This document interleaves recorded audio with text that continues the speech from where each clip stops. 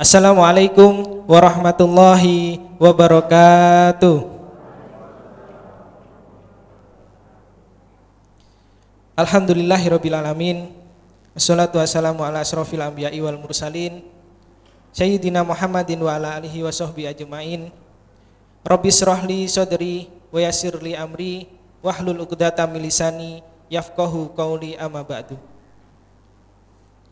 Yang kami hormati dan takzimi Kiai Haji Muhammad Balya Firjaun Barlaman, yang kami hormati para alim ulama, sesepuh bini sepuh, yang kami hormati ketua serta pengurus takmir Masjid Darussalam The Argopuro Kaliwates Jember, yang kami hormati seluruh santri khidmat Nurul Hayat Jember, serta hadirin jamaah kajian Ahad Duha yang berbahagia, yang dirahmati Allah Subhanahu wa taala. Puji syukur alhamdulillah, marilah kita senantiasa panjatkan kehadirat Allah Subhanahu wa taala atas limpahan rahmat, taufik, hidayah dan inayahnya pada kita semuanya, yang mana sampai saat ini kita masih diberikan iman, Islam dan kesehatan, sehingga pada pagi hari ini kita dapat berkumpul bersama dalam kajian Ahad Duha. Tak lupa sholawat dan salam semoga Allah senantiasa mencurahkan pada junjungan kita Nabi besar Muhammad SAW beserta keluarga dan para sahabatnya, yang mana beliau adalah Nabi yang membawa syafaat Allah, dan mudah-mudahan kita selaku umatnya mendapatkan syafaatnya pula di yaumil akhir. Amin amin Allahumma amin.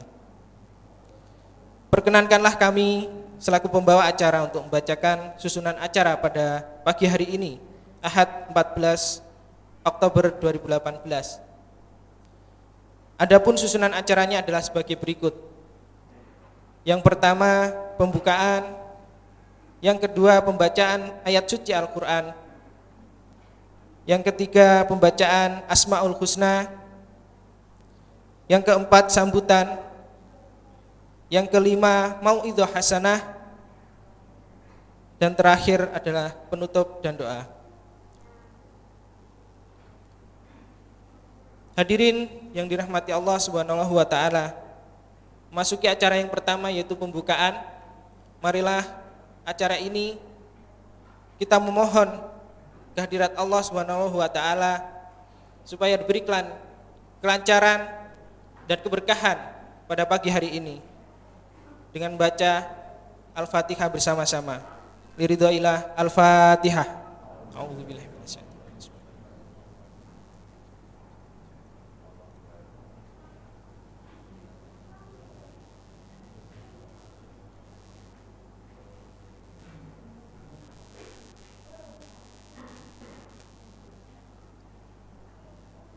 Acara yang kedua yaitu pembacaan ayat-ayat suci Al-Quran yang akan dibawakan oleh adik-adik kita.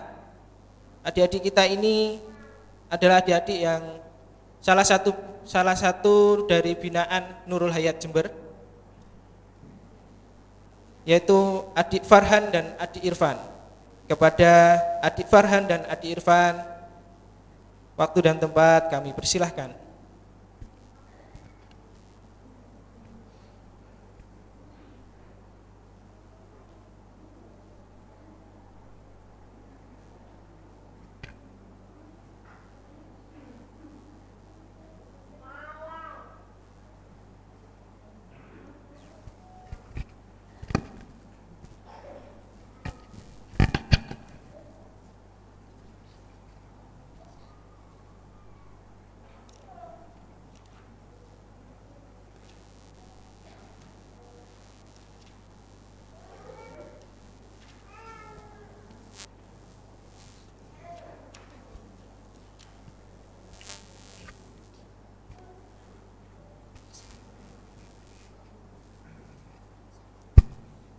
Assalamualaikum warahmatullahi wabarakatuh.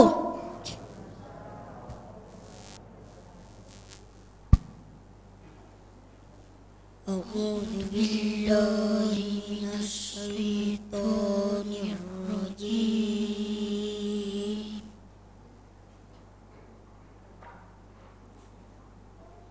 Bismillahirrahmanirrahim.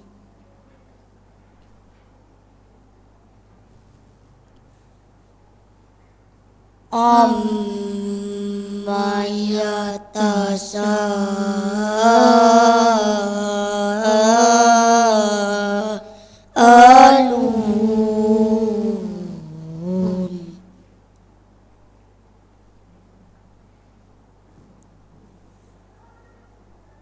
Anin naba'il adimil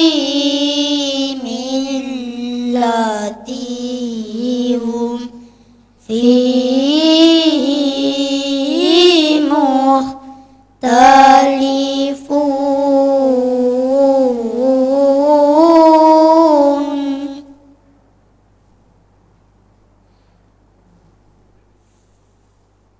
Kalla saya'lamun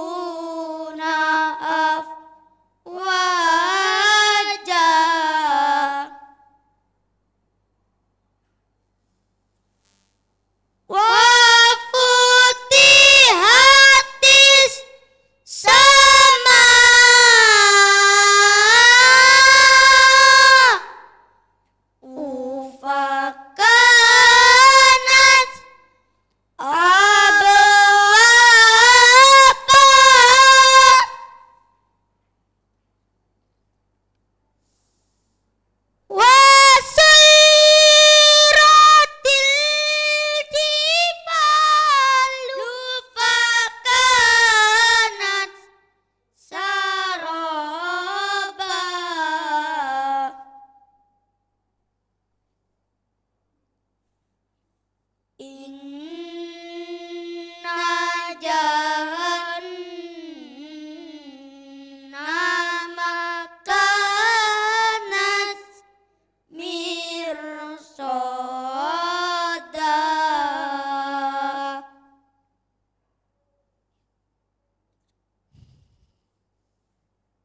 للطاغين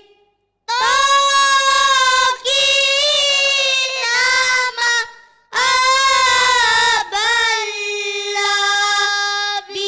لابسين فيها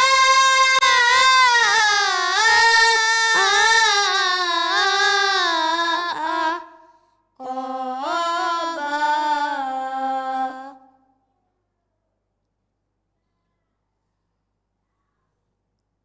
لا يذوقون فيها بردا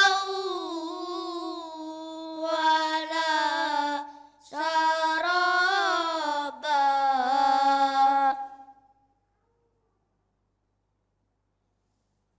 صدق الله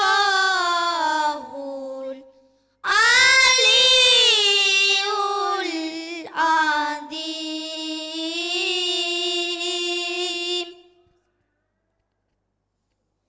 Wassalamualaikum warahmatullahi wabarakatuh.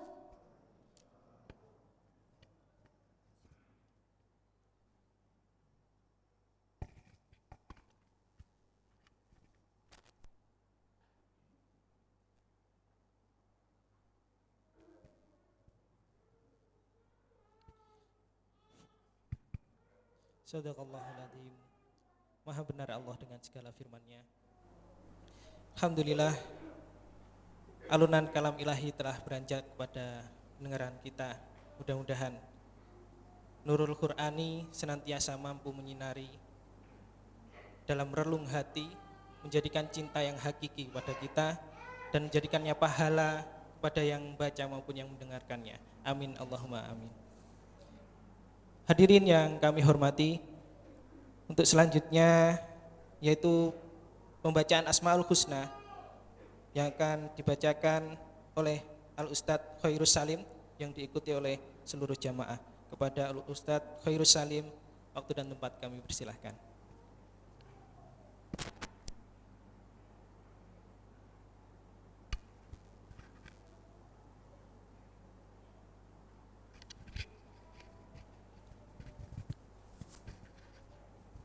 Assalamualaikum warahmatullahi wabarakatuh.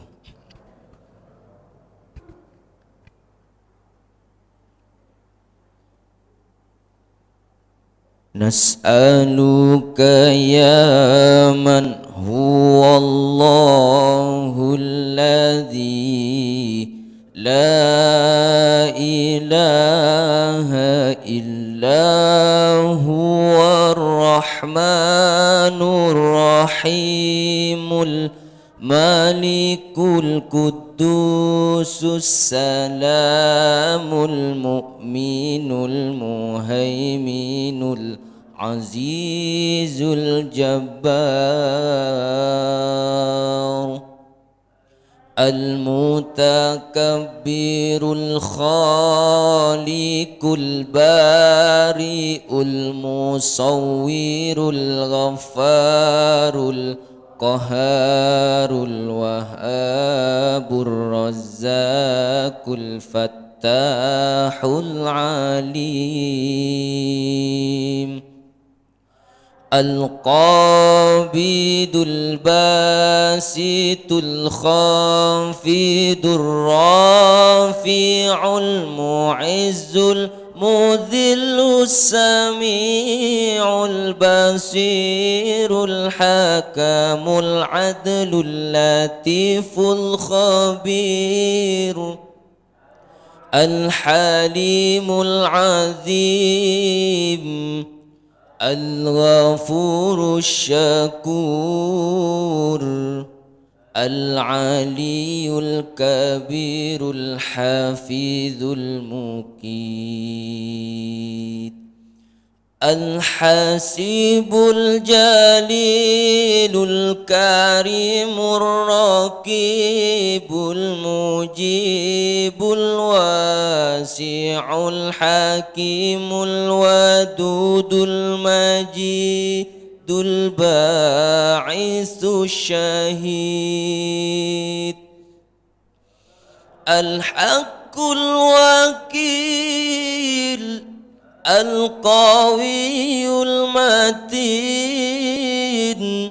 الولي الحميد المحسي المبدئ المعيد المحيي المميت الحي القيوم الواجد الماجد الواحد الأحد الصمد القادر المقتدر المقدم المؤخر الأول الآخر الظاهر الباطن الوالي المتعالي البر التواب المنتقم العفو رؤوف مالك الملك ذو الجلال والإكرام المقسط الجامع الغني المغني المانع ضار النافع النور الهادي البديع الباقي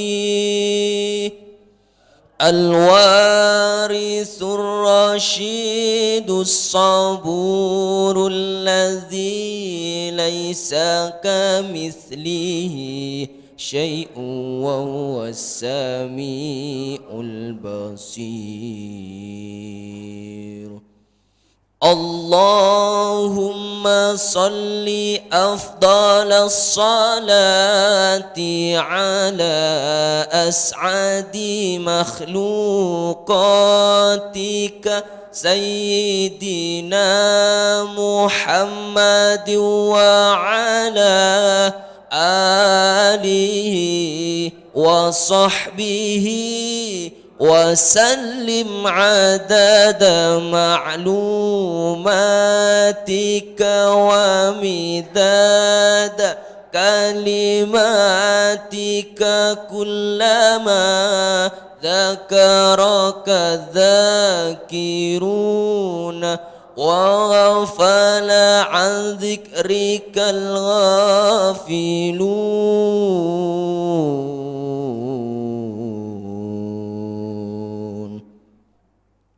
Assalamualaikum warahmatullahi wabarakatuh.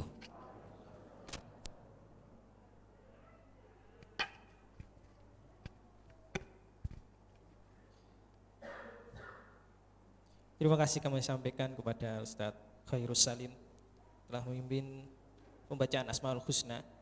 Mudah-mudahan nama-nama Asmaul Husna, nama-nama Allah yang agung ini mudah-mudahan senantiasa menyertai kehidupan kita, menjadikan kita sebagai umat terbaik di muka bumi ini, menjadikan kita semuanya senantiasa dibimbing oleh Allah Subhanahu wa taala dalam kehidupan sehari-hari. Hadirin yang kami hormati, acara selanjutnya yaitu sambutan yang akan disampaikan oleh Bapak Abdul Latif selaku Kepala Cabang Nurul Hayat Jember. Kepada beliau waktu dan tempat kami persilahkan.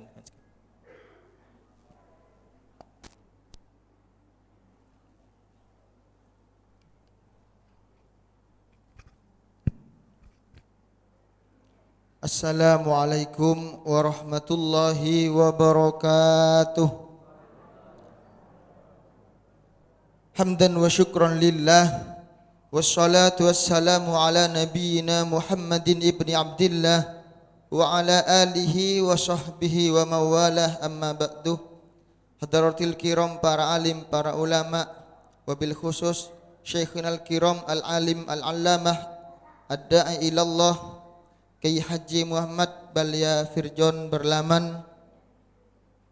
Hadratil kiram, para alim, para ulama, para ustadz, ustadzah, Ketua Takmir Masjid Darussalam beserta seluruh pengurus takmir Masjid Darussalam dan seluruh pengunjung taman-taman surga yang semuanya saya ta'zimi.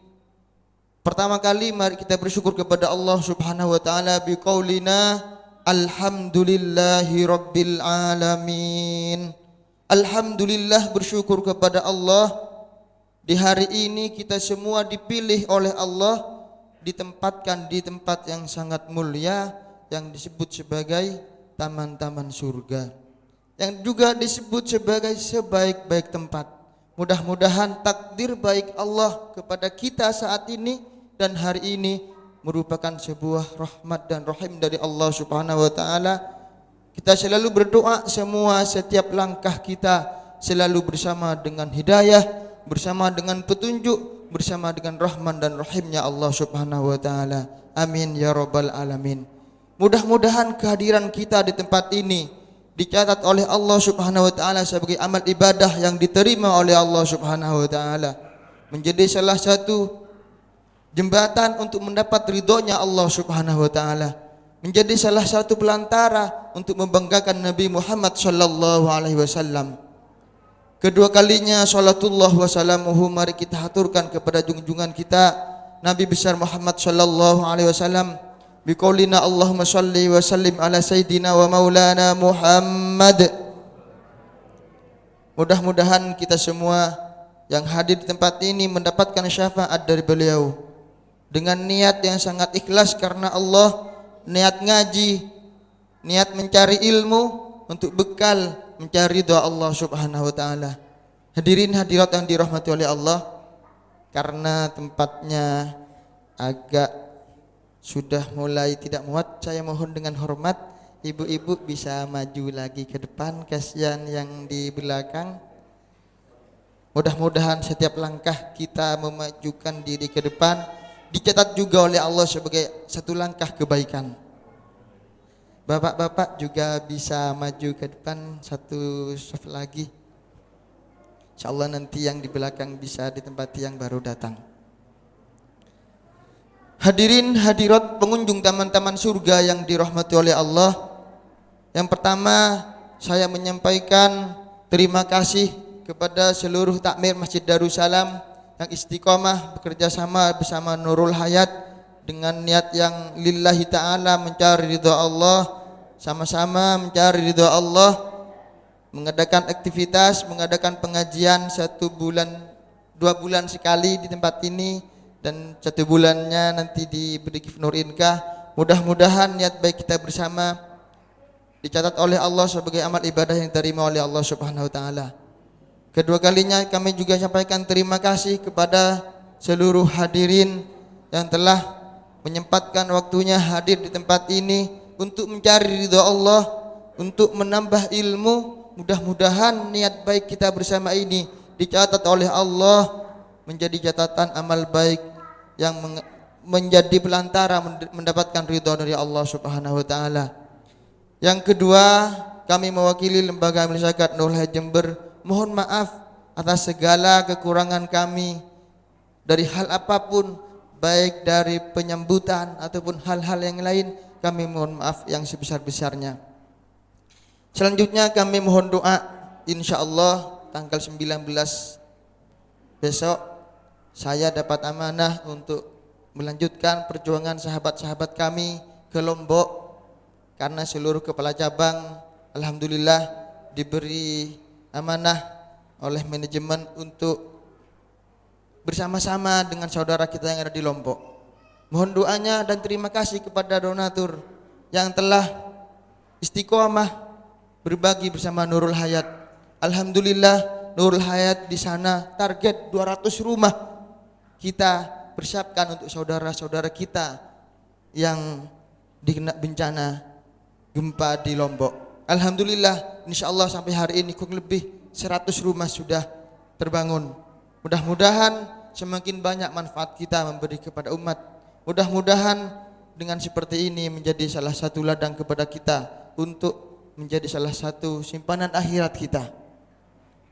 Dan mudah-mudahan saudara kita yang saat ini sedang bertugas di Lombok ataupun di Palu, alhamdulillah di Palu juga banyak petugas dari Nurul Hayat dan juga di sana sudah buka tenda. Mudah-mudahan khususnya petugas dari Nurul Hayat dan umumnya seluruh relawan yang membantu saudara-saudara kita diberi kesehatan oleh Allah, diselamatkan dari segala bahaya, diselamatkan dari segala musibah, dan semua saudara-saudara kita yang lagi diuji oleh Allah mudah-mudahan ditambah kesabarannya oleh Allah Subhanahu wa taala. Amin amin ya rabbal alamin. Yang terakhir mari kita doakan. Pertama kita doakan saudara-saudara kita yang ada di Lombok dan juga di Palu, dan juga semua relawan semoga diberi kesehatan oleh Allah, ditambah kesabarannya oleh Allah, dan semoga Allah menurunkan rahman dan rahimnya kepada mereka dan kita semua.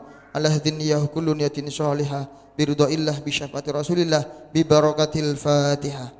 A'udzubillahi minasyaitonir rajim. Bismillahirrahmanirrahim. Alhamdulillahirabbil alamin arrahmanir rahim maliki yaumiddin. Iyyaka na'budu wa iyyaka nasta'in ihdinas siratal mustaqim siratal ladzina an'amta 'alaihim ghairil maghdubi 'alaihim waladdallin. Amin. Kedua kalinya mari kita doakan untuk keluarga besar kita, bapak ibu kita, mertua kita, istri kita, suami kita, anak-anak kita, semua keluarga besar donatur Nurul Hayat khususnya Jember dan se-Indonesia pada umumnya. Keluarga besar binaan Nurul Hayat, mudah-mudahan Allah menganugerahi keberkahan umur, keberkahan rizki, keberkahan keluarga, dikaruniai putra-putri yang soleh solehah, dikaruniai keturunan yang berjuang dalam agama Allah. Dan semoga semua kita, keluarga besar kita, donatur kita, semua binaan kita dikaruniai nikmat husnul khatimah. Allahdinniyahu kullu niyatin sholihah. Al-Fatihah. A'udzubillahi minasyaitonir rajim. Bismillahirrahmanirrahim. Alhamdulillahirabbil alamin arrahmanirrahim. Iyyaka na'budu wa iyyaka nasta'in. Terima kasih. Demikian dari saya singkat. Mudah-mudahan kita sudah siap untuk menambah ilmu. Monggo yang mungkin duduknya belum enak bisa mencari posisi yang enak. Yang senden mungkin bisa menyiapkan dengan semangat agar supaya tidak ngantuk. Bentar lagi kajian Ahad-Duha akan segera dimulai. Yang mau dicatat monggo dipersiapkan. Terima kasih, demikian dari saya. Kurang lebihnya mohon maaf. Assalamualaikum warahmatullahi wabarakatuh.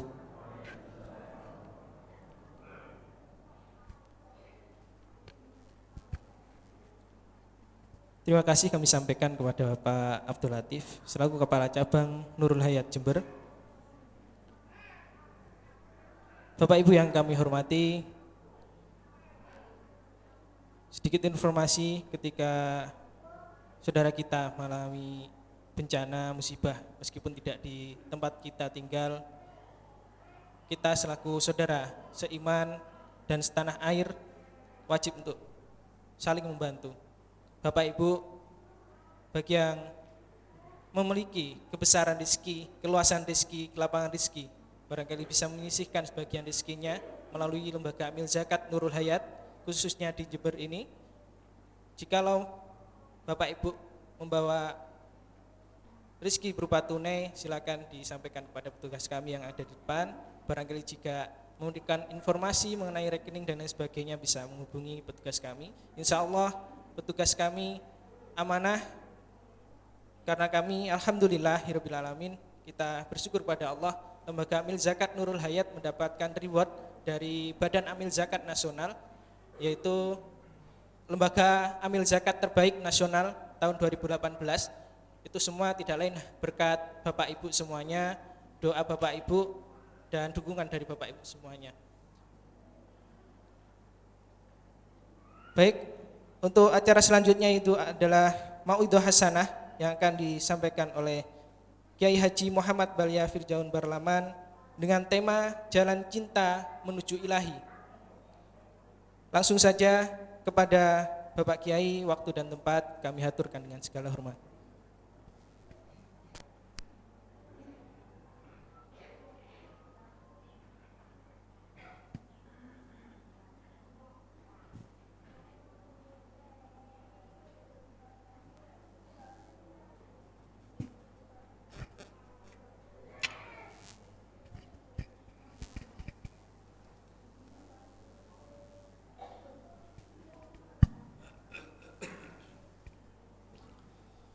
Assalamualaikum warahmatullahi wabarakatuh.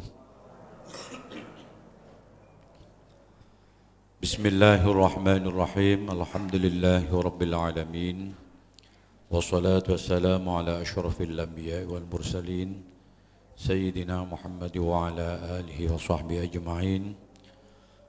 Subhanaka la ilma lana illa ma 'allamtana innaka antal alimul hakim. Rabbi syrah li sadri wa yassir li amri wahlul 'uqdatam min lisani yafqahu qawli. Shadaqallahul azim. Amma ba'du. Yang saya hormati para alim, para ulama, para asatidz, ketua cabang Nurul Hayat Jember, ketua dan pengurus takmir Masjid Darussalam, dan seluruh Bapak Ibu sekalian yang hadir pada kesempatan kajian duha pada hari ini. Sebagaimana tadi disampaikan bahwa kajian ini mengambil tema Jalan Cinta Menuju Ilahi. Bapak Ibu sekalian, tadi saya dikasih tahu oleh panitia bahwa kita diberi waktu kurang lebih sekitar 60 menit. Nanti selanjutnya akan kita buka dialog, barangkali nanti ada hal-hal yang ingin disampaikan, kita sharingkan bersama, kita bahas bersama, sehingga akan menambah ilmu kita untuk bisa lebih mendekatkan diri kepada Allah SWT. Walaupun kali ini saya yang ditunjuk oleh Nurul Hayat sebagai pemateri, ini bukan berarti bahwa saya memiliki kelebihan di antara Bapak Ibu sekalian, tidak. Karena saya sendiri secara pribadi merasa terbatas, ilmu agama saya ini terbatas, seluk-beluk agama ini tidak begitu dalam. Tetapi ketika kita berupaya, berikhtiar, insya Allah akan memberikan jalan keluar. Bapak Ibu sekalian yang saya hormati, yang pertama yaitu soal iman. Iman ini adalah sesuatu yang pertama kali harus ditanamkan pada anak-anak kita. Nah, ini hal yang esensial, yang penting sekali yang harus ditanamkan. Dan iman ini yang tidak lain adalah merupakan sebuah keyakinan, ingin mengalami proses naik turun. Ini tergantung dari yang pertama soal ilmu yang dia dapat. Sebagaimana kita waktu kecil kita ditanamkan dan diyakinkan oleh orang tua kita bahwa kalau kita tidak melakukan kebaikan, tidak sholat, kita dimarahi oleh Allah. Nah, kita dimarahi nanti masuk neraka. Padahal kita masih belum tahu apa itu neraka, bagaimana itu malaikat, bagaimana itu Allah dan sebagainya. Tapi kita ditanamkan keyakinan pada diri kita yang saat itu masih kecil, jangan berbuat begini, tidak boleh dimarahi malaikat, nanti kamu ini dan sebagainya dan sebagainya. Nah, iman itu berkembang melalui proses. Dia akan semakin kuat kalau kemudian ditunjang dengan ilmu. Tetapi ada juga yang stagnan. Ada juga yang iman itu semakin menurun. Semakin dewasa, semakin dia berilmu, tidak semakin mendapatkan hidayah dari Allah, tapi justru semakin nampak kesombongan daripada ilmu yang dia dapat. Karena salah satu penyebab orang itu sombong antara lain ilmu. antara lain juga amal, kedudukan, jabatan, harta, kekuatan, ketampanan dan kecantikan, serta kasratul adba, banyaknya pengikut. Itu juga bisa membuat orang sombong. Dulu ketika tidak punya ilmu apa-apa dia biasa, tapi setelah S1, S2, S3 apalagi lulusan luar negeri, ini juga bisa merasa diri lebih baik dari orang lain. Padahal ukurannya bukan itu. Ukurannya baik buruknya seseorang itu bukan dari ilmu, bukan dari harta, bukan dari jabatan, tapi atqakum, siapa di antara kalian yang paling takwa, yang paling betul-betul bisa menjalankan perintah Allah dan menjauhi larangannya. Sehingga mudah-mudahan pada kajian kita pada pagi hari ini kita mendapatkan ilmu dari Allah SWT, sehingga kita bertambah hidayah serta bertambah keimanan dan keyakinan kita kepada Allah Subhanahu wa taala. Nah, Bapak Ibu sekalian yang saya muliakan, bahwa secara umum output dari ilmu yang benar, output dari amal yang benar, output dari keyakinan yang benar ini adalah akhlakul karimah. Jadi seseorang kalau kemudian semakin bertambah ilmunya, semakin bertambah amalnya, kok tidak semakin bertambah akhlak baiknya, maka dia menunjukkan tidak bertambah dari Allah kecuali dia tambah jauh. Nah, agar kita tidak tambah jauh dari Allah ini bagaimana? Maka kita harus mencari ilmu dengan baik dan benar. Bagaimana mencari ilmu dengan baik yang benar itu? Nah, yaitu dengan pertama niat. Kita niat hari ini duduk di sini, kita bareng-bareng bersama untuk kemudian mencari bagaimana cara kita untuk bisa menuju kepada Allah Subhanahu wa taala. Karena tugas kita hidup di dunia ini tidak lain adalah beribadah kepada Allah. Wa ma khalaqtul jinna wal insa illa liya'budun. Nah, bagaimana kita beribadah yang baik, yang benar? Karena tidak cukup dengan ibadah baik, tapi juga harus benar. Jadi harus baik, benar dan pas. Kalau kita terlalu semangat ibadah, akhirnya tidak benar apa yang kita lakukan. Belum saatnya sholat zuhur, karena dari semangatnya. Saya tidak puas kalau cuma 4 rakaat, saya ingin 8 rakaat misalnya. Itu tidak benar, tidak akan diterima oleh Allah.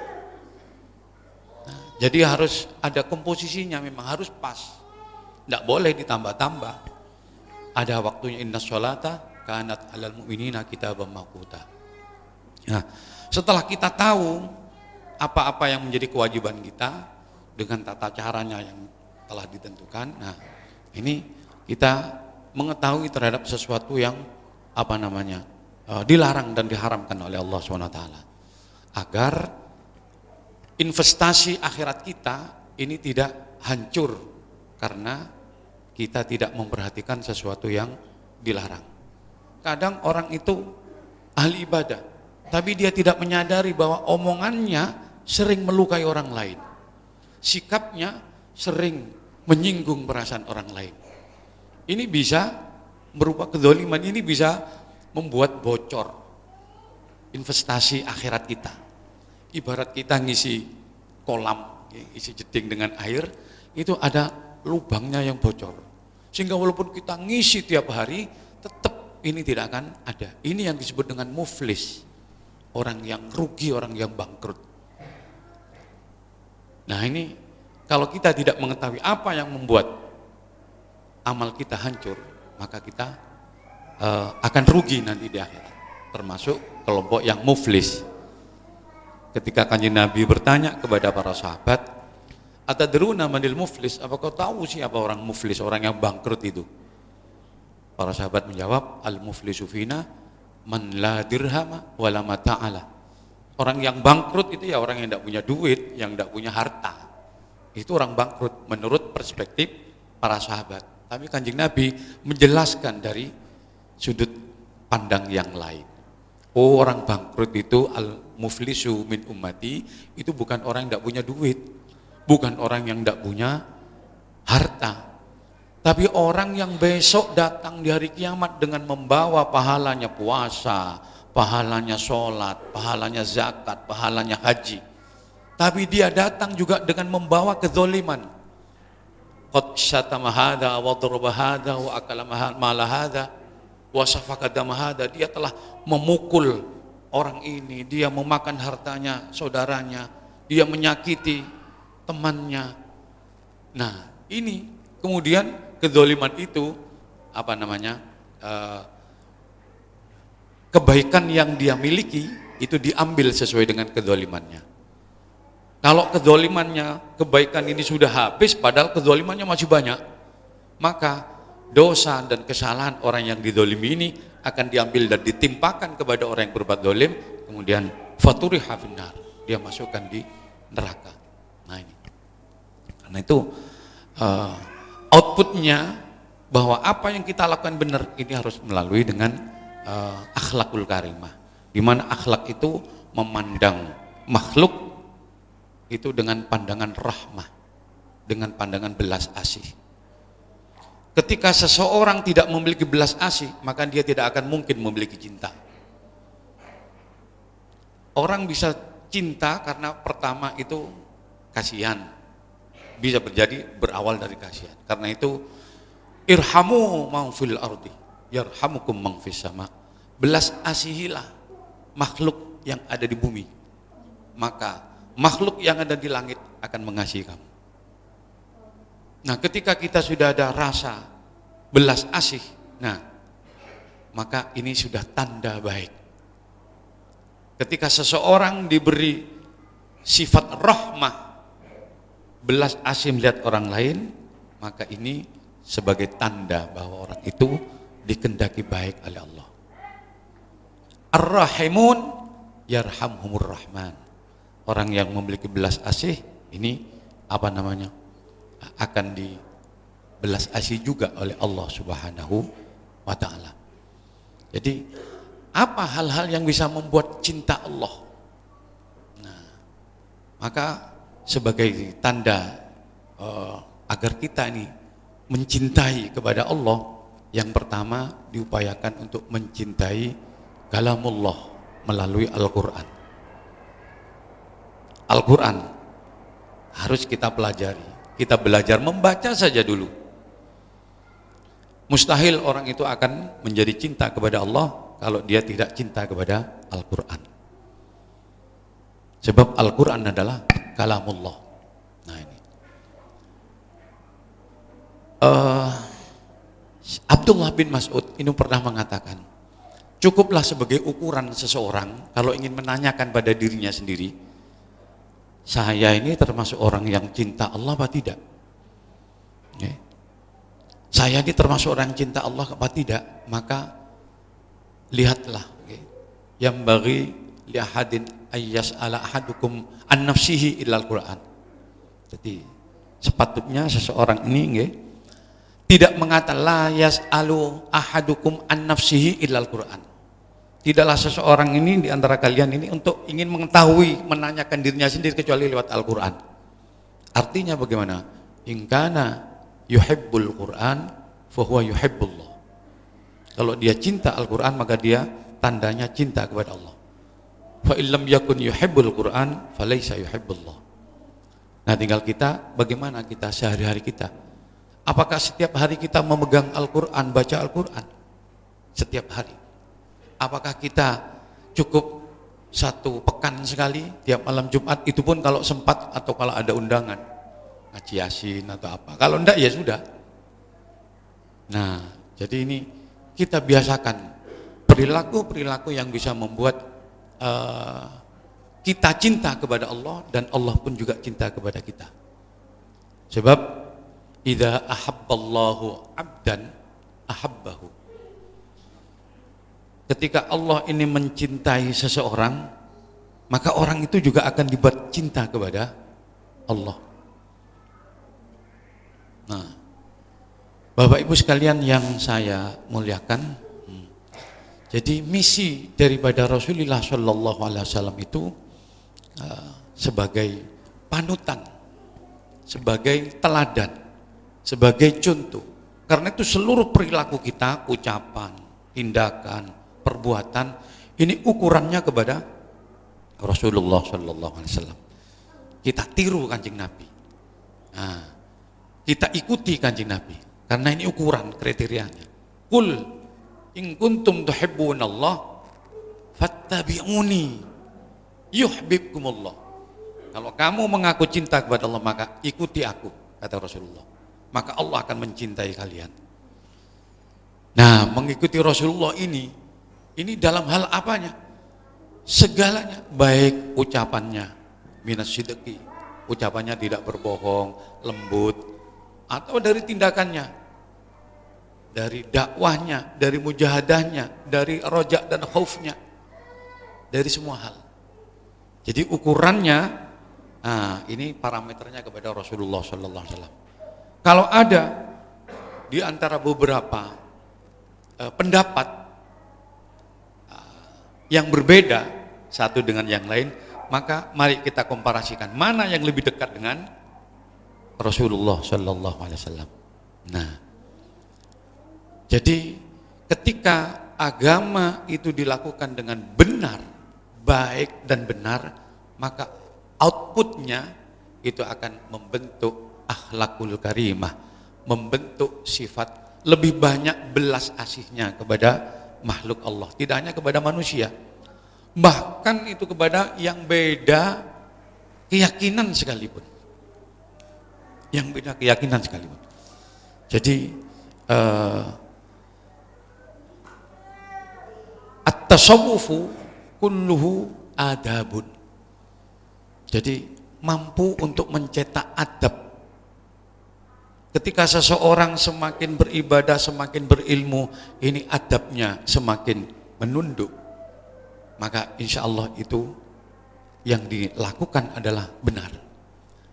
Tapi kalau semakin kita membuat tidak tenang, semakin kita membuat tinggi hati, semakin kita memandang orang lain itu rendah, makin tentu ada yang tidak beres. Satu contoh,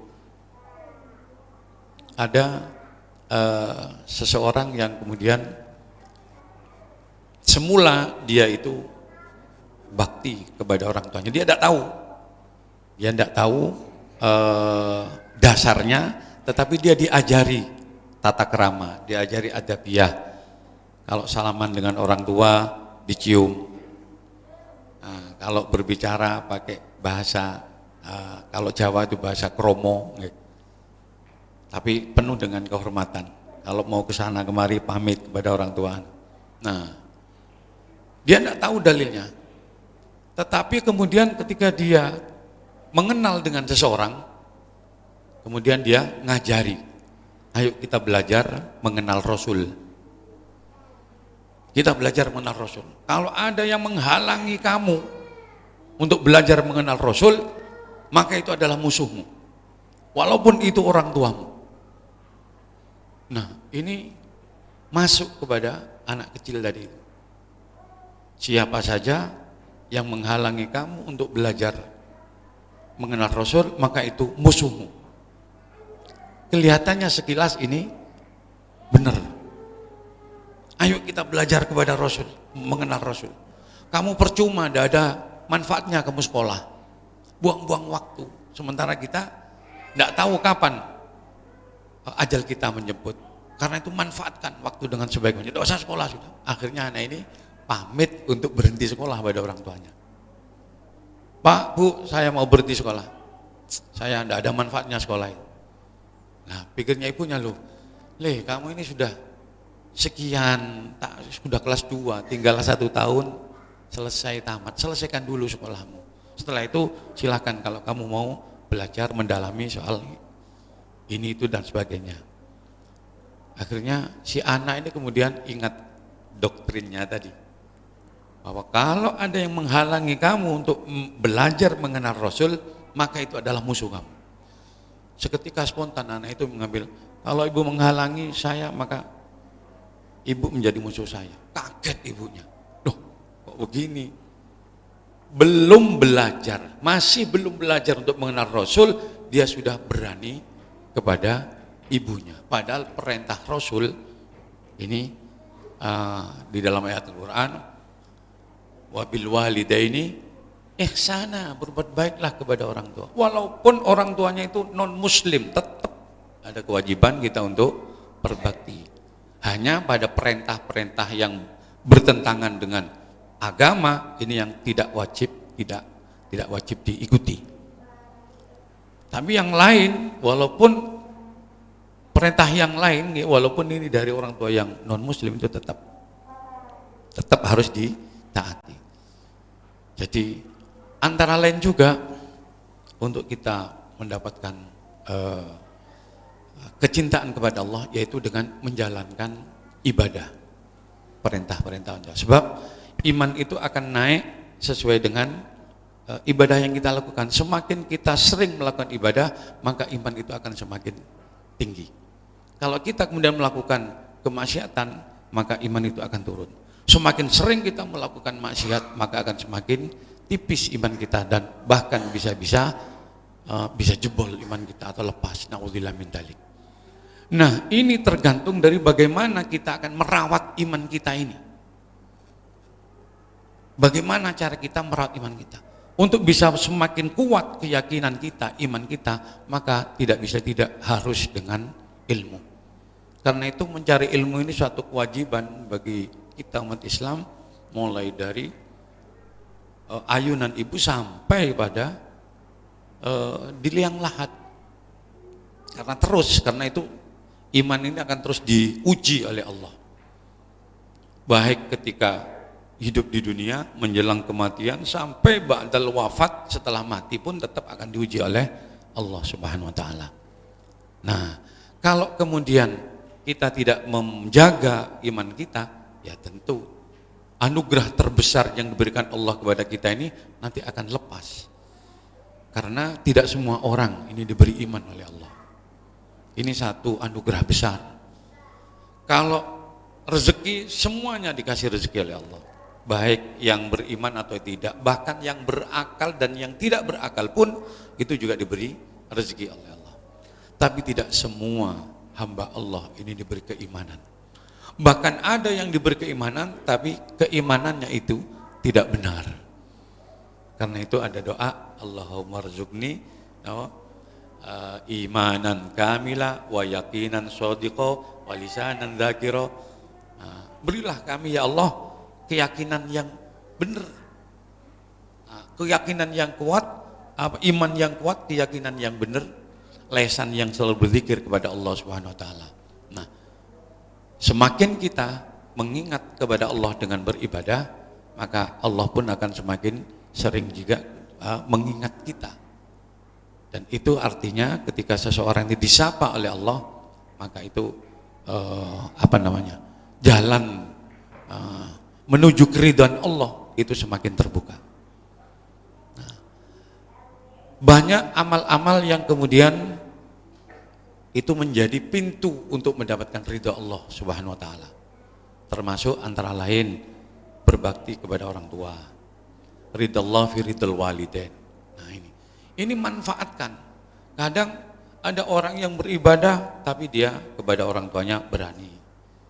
Sampai ini menjadi tanda kiamat, yaitu salah satunya seorang ibu melahirkan majikannya.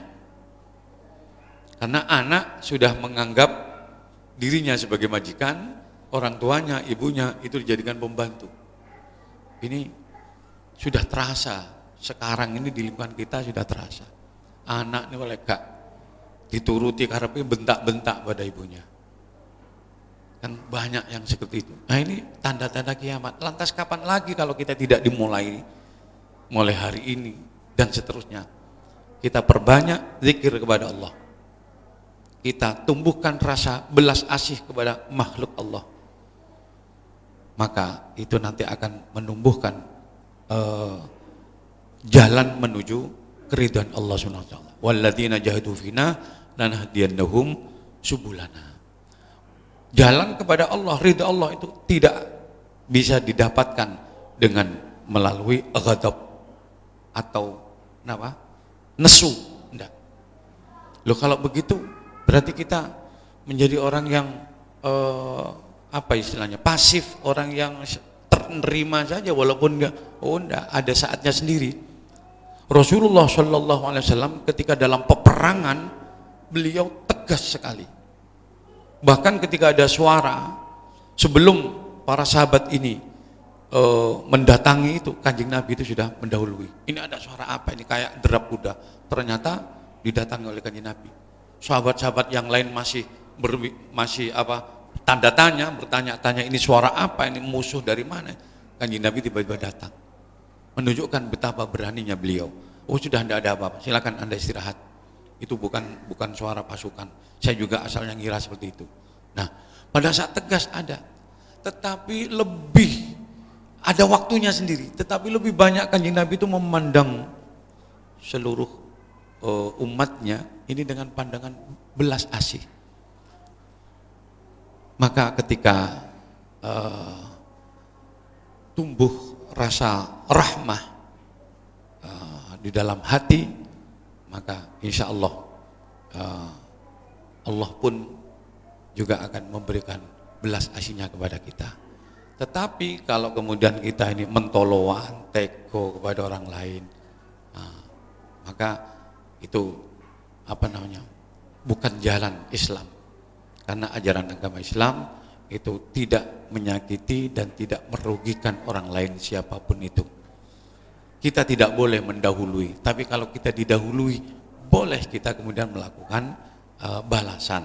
Itu pun dalam konteks-konteks tertentu. Jadi karena itu mudah-mudahan semakin hari kita bisa semakin mendekatkan diri kepada Allah, manfaatkan dengan setidaknya mengingat kepada wadhkurullah katsiran la'allakum tuflihun, dengan berzikir kepada Allah, perbanyak istighfar, karena kita tidak tahu, kata Sufyan Ats-Tsauri, bahwa aksiru minat istighfar fi buyutikum wa fi aswaqikum wa fi tariqikum wa fi majalisikum wa fi aina ma kuntum. Perbanyak membaca istighfar dimanapun kalian, di masjid, di rumah, di jalan, di kantor, di mana saja, karena kita tidak tahu kapan Allah akan menurunkan maghfirahnya. Nah, mudah-mudahan hari ini Allah menurunkan maghfirahnya kepada kita semua, sekaligus menurunkan hidayah kepada kita, sehingga kita ditunjukkan sesuatu yang benar. Karena Islam itu penuh dengan kesantunan. Jadi mudah-mudahan kita semakin hari semakin lembut hati kita, tidak semakin mengeras. Kalau kemudian kita beribadah semakin tambah sombong, berilmu semakin takabur, maka itu perlu kita untuk mengkoreksi diri. Ada yang salah dari diri kita. Nah, mudah-mudahan pertemuan yang singkat ini bisa bermanfaat bagi kita semuanya. Ini saya biar agak nanti kita buka, biar agak hidup, biar tidak ngantuk, nanti kita buka dialog. Nanti saya persilakan gimana tadi ya. Baik Bapak Ibu yang kami hormati, kami persilakan untuk tanya jawab ya. Kita buka sesi tanya jawab. Oh langsung. Monggo.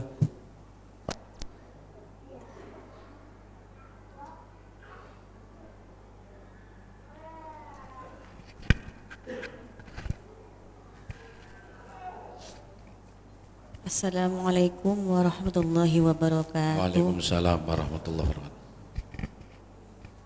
Saya dari Ustadzul Ulum, Pak Yai, mau tanya bagaimana cara kita supaya kita itu tidak terputus untuk selalu berzikir kepada Allah dimanapun dan kapanpun kita berada, supaya tidak pernah terputus. Demikian, wassalamualaikum warahmatullahi wabarakatuh. Waalaikumsalam. Ini terima kasih. Langsung apa?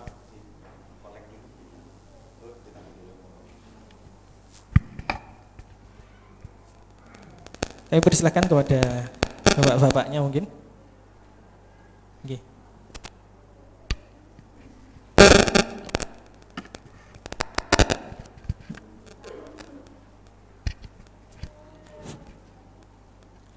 Assalamualaikum warahmatullahi taala wabarakatuh.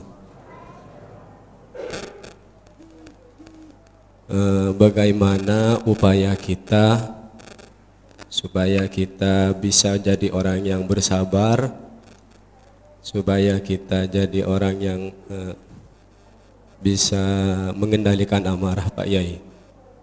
Apa motivasinya? Apa caranya gitu ya? Assalamualaikum warahmatullahi taala wabarakatuh.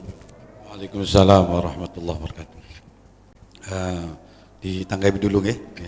Jadi yang pertama, bagaimana caranya agar kita tidak terputus untuk terus mengingat atau berzikir kepada Allah Subhanahu wa taala. Ini memang watak manusia, al-insan mahallul khata' wan nisyan. Manusia itu tempat salah dan lupa. Maka bagaimana cara kita untuk terus mengingat kepada Allah agar tidak terputus? Tentu yang pertama ini antara lain, karena ini sudah pertanyaan yang memang secara praktek saya sendiri juga banyak lupa secara praktek, tapi secara teori ini antara lain yang pertama mengingat kenikmatan-kenikmatan Allah yang telah diberikan kepada kita tanpa putus sedikit pun. Kita bisa bernafas, saluran darah kita terus mengalir, jantung kita terus berdetak tanpa kita harus memikirkan soal ini. Andai itu diserahkan kepada kita, kita harus menekan tombol misalnya untuk detak jantung kita, maka kita tidak akan bisa beraktivitas yang lain. Nah, dengan mengingat kenikmatan-kenikmatan itu, harapannya kita akan mengingat kepada Sang Pemberi nikmat. Mulai dari bangun tidur, begitu bangun kita dianjurkan untuk berdoa. Gimana doa bangun tidur? Alhamdulillah. Rupanya banyak yang sering berdoa sampai saking seringnya sampai lupa. Alhamdulillah. Nah, alhamdulillahilladzi ahyana. Mulai dari bangun tidur, pakai baju, itu ada doanya semua. Ada doanya semua. Ini artinya bagaimana? Untuk mengingatkan kepada Allah. Agar kita terus mengingat kepada Allah. Yang kedua, mencari teman yang ketika kita salah ini mau mengingatkan kita. Ketika kita ini benar di dalam track yang benar, ini kita didukung. Jangan mencari teman yang justru membuat kita lupa kepada Allah. Diajak seneng-seneng, diajak jalan-jalan, wisata kuliner, ke sana kemari. Nah, ini perlu selektif untuk memilih teman. Kata Syekh Athaillah Sakandari, la tashab man la yunhiduka haluhu wala yadulluka 'ala Allahi maqaluh. Jangan kalian berteman dengan orang yang perilakunya tidak membangkitkan semangat taat kepada Allah dan ucapannya tidak membuat kamu tidak menunjukkan kamu kepada Allah. Jangan berteman dengan orang yang seperti itu, karena teman ini pengaruhnya besar sekali. Jadi dua hal itu, karena kita ini wataknya lupa kalau tidak diingatkannya. Tapi kalau kita kumpul dengan orang yang perilakunya membangkitkan kita untuk taat kepada Allah, ucapannya selalu mengingatkan kepada Allah. Ketika kita sukses, semuanya senang, ayo traktiran misalnya. Tidak ada satupun teman yang kemudian mengingatkan, jangan lupa loh ya sama yang memberi sukses. Oh, Masya Allah, iya. Jadi tidak merasa diri mendapatkan prestasi. Sehingga ingat kepada yang memberi prestasi yang tidak lain adalah Allah SWT. Nah, tentu dengan memperbanyak zikir kepada Allah. Nah, itu tadi. Fadhkurullaha qiyaman wa qu'uda. Ketika bangun zikir, ketika duduk wa ala junubikum, ketika berbaring juga zikir. Nah, zikir ini tidak menghalangi bagi perempuan yang lagi datang bulan. Kalau Al-Quran itu tidak boleh, tapi zikir tidak apa-apa. Terserah, nopo niku istighfar, tasbih atau apa saja, perbanyak zikir. Nah, ketika lama-lama nanti insya Allah sebagaimana yang disampaikan oleh banyak ulama-ulama tasawuf, ini ketika lesan terbiasa berzikir itu nanti akan mempengaruhi hati, akan menggeret istilahnya, mengatrol hati ini juga ikut berzikir kepada Allah SWT. Walaupun sementara kadang kita zikirnya hanya lesan saja, sholat kita hanya lahiriah saja, tapi batiniah kita, jiwa kita tidak ikut sholat. Seringkali kita takbiratul ihram Allahu Akbar, tapi batin kita, hati kita ini kemana-mana. Fisik kita ada di masjid, tapi pikiran dan hati kita ini di luar masjid. Ada ingat pekerjaan, ingat. Karena itu ketika orang sholat, maka bacalah sebelum sholat, bacalah ta'awud, baca qul a'udzu binnas. Agar apa? Agar kita tidak didekati oleh setan. Ketika ada orang mau sholat, ini setan ini mendekat dan membuka pintu-pintu hajat. Sebelumnya itu lo ndak ingat. Begitu kita sholat ingat, iyo, aku mau duit janjian. Jadi hal-hal yang semula ndak terbersit dalam hati, itu ketika sholat terbuka semua. Nah ini, itu juga termasuk yang harus diantisipasi, yang membuat kita lalai kepada Allah. Nah tetapi kalau itu terus dilakukan, kita aktif sholat, aktif ibadah, aktif walaupun sebatas, nanti akan lama-lama akan meresap dalam hati. Itu pasti itu akan meresap dalam hati. Jadi tinggal keistiqomahan kita di dalam berzikir. Saya kira itu. Kemudian yang kedua, bagaimana untuk kita bisa bersabar. Memang Kanjeng Nabi dawuh, la taghdab, jangan kau marah, walakal jannah, maka kamu akan mendapatkan surga. Nah caranya marah itu caranya sabar itu bagaimana? Untuk menahan marah. Karena ghadab niku minasyaiton. Wasyaiton minan nar. Innama yudfi'ul ma'un nar. Yang bisa meredam api itu adanya air. Karena itu ketika kita sudah mulai ghadab, segera ambil air wudhu. Ketika kamu ghadab, kata Rasul, dalam keadaan berdiri, maka duduklah. Ketika duduk, berbaringlah. Sampai lungguh kok emosi, sampai tinggal geletak. Kalau berdiri, tambah dadi, Pak.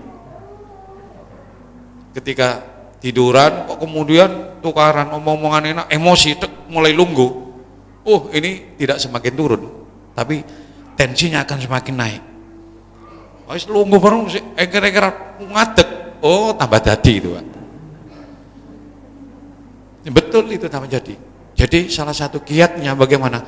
Duduk atau segera ambil air wudhu. Kalau ada orang mau mancing emosi kita, marah kita, ya segera ambil air wudhu.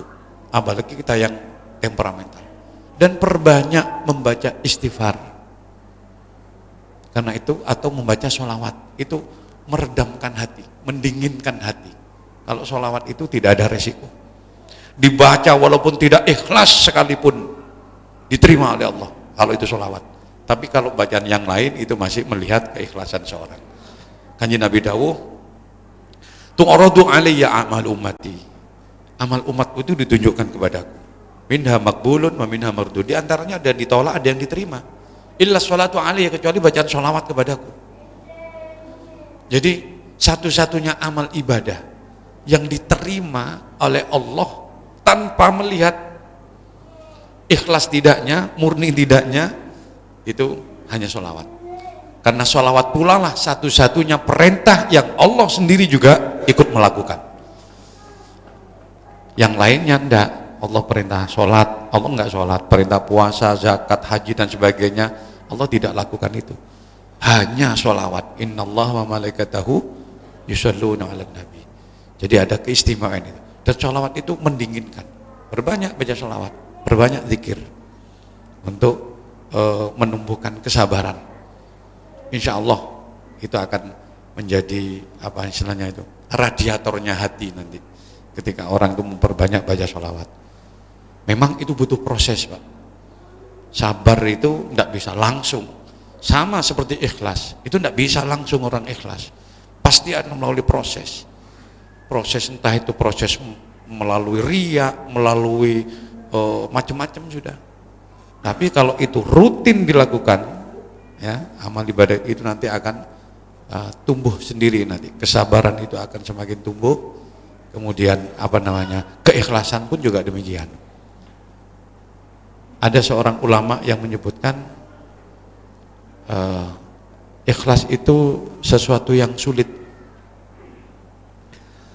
tapi walaupun dia belum bisa ikhlas, kalau dia terus lakukan itu akan muncul keikhlasan. Tapi kalau dia berhenti, maka dia tidak akan bisa meraih apa yang disebut ikhlas. Contoh misalnya seperti anak kecil yang saya sering contohkan. Anak kecil yang baru bisa makan sendiri, baru bisa mandi sendiri, dia pasti akan ingin dipuji oleh orang tuanya. Dia pamer, dia tunjukkan pada orang tuanya, Pak, walaupun sakit mangan biamba, saya sudah mandi, sudah bisa mandi sendiri. Ibu dan bapaknya mungkin bisa ngajukan jempol, oh hebat kamu, bagus, berarti sudah mulai pinter kamu. Setiap kali mau mandi, mau disuapin, enggak, biar saya makan sendiri, seneng dilem. Tapi ketika itu dilakukan terus menerus sampai usia kita, apakah kita kemudian ingin menunjukkan kepada orang lain bahwa kita sudah bisa mandi sendiri, ingin memamerkan bahwa saya sudah bisa makan sendiri? Enggak ada yang istimewa dari Anda bisa mandi sendiri sekarang itu.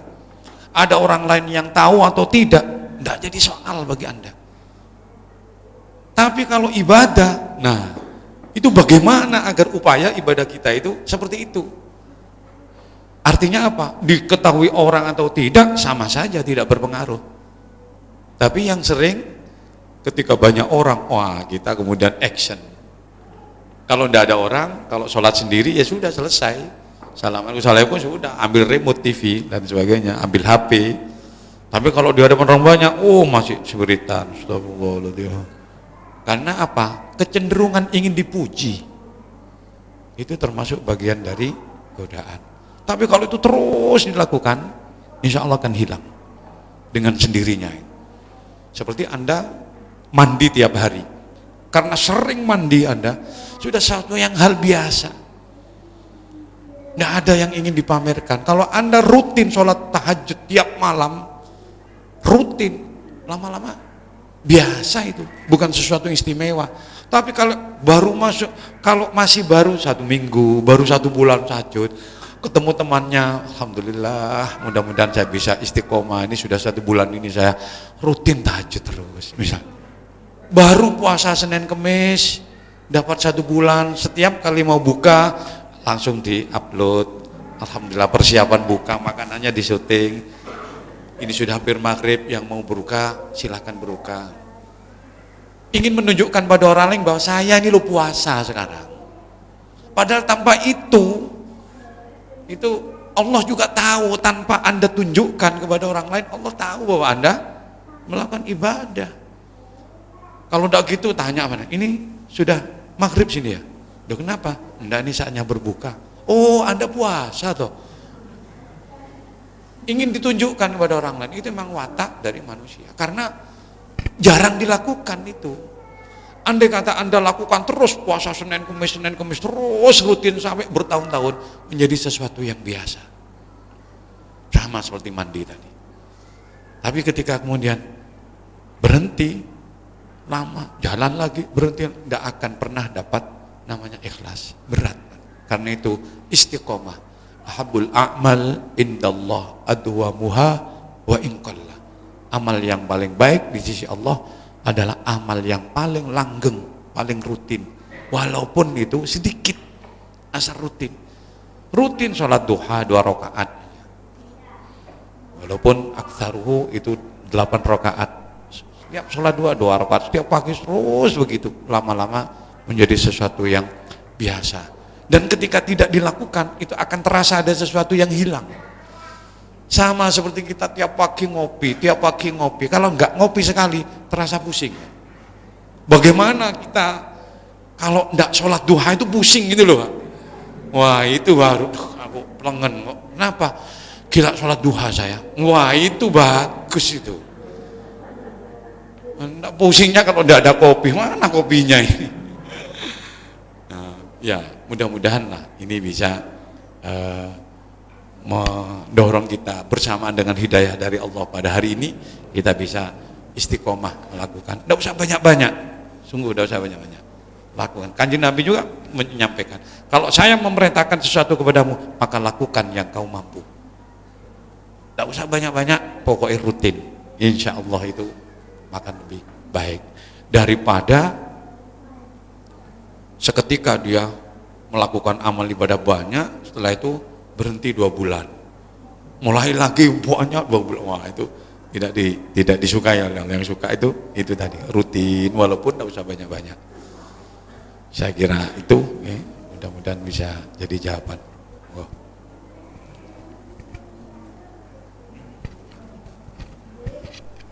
Bismillah. Assalamualaikum warahmatullahi wabarakatuh. Dalam kita melangkah menuju mahabbah kepada Allah, dalam diri kita pun juga terkadang ada perasaan takut, khauf dan raja, berharap pada Allah. Manakah yang kita dahulukan, mahabbah, khauf ataupun raja? Karena sifat tersebut kontradiktif, cinta dan takut, sehingga mana yang kita lebih dominankan dalam jalan menuju mahabbah yang sempurna kepada Allah. Demikian. Assalamualaikum warahmatullahi wabarakatuh. Jadi mana yang lebih didahulukan antara khauf dan roja, begitu? Nah ya. Jadi yang kontradiksi menurut Anda antara khauf dan roja atau dengan mahabbah itu? Ya. Jadi gini, khauf itu yang dimaksud baina khauf dan roja. Khauf itu khauf an iqabillah, takut terhadap siksa Allah. Kemudian roja ini berharap untuk mendapatkan pahala, ridho, anugerah, mahabbah dari Allah SWT. Nah, mana yang lebih didahulukan? Nah, apakah kita ini lebih mendahulukan takut terhadap ini? Sebetulnya simetris itu. Otomatis ketika orang ini ada roja, berharap, tentu ini juga akan muncul, berarti dia takut. Orang ingin, cuma memang kalau kemudian bertanya tentang soal mana yang harus didahulukan antara roja dengan khauf, maka kalau boleh saya berpendapat, hindari apa yang membuat Allah murka, itu lebih didahulukan. Karena apa? Apa yang membuat Allah murka? Menjalankan larangan, melakukan larangan Allah, meninggalkan perintah Allah. Ini membuat Allah murka.